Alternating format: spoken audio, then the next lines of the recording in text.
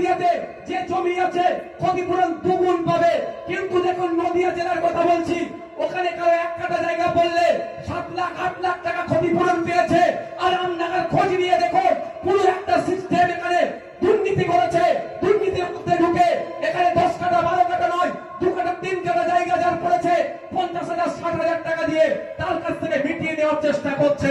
কিন্তু একজন প্রতিনিধির কাজ হলো ওইটাকে ঠিক করা, সঠিক তাকে নির্ধারণ করিয়ে দেওয়া, সঠিক ক্ষতিপূরণের ব্যবস্থা করা। তার পরিবর্তে ওখান থেকে তোলা তুলেছে।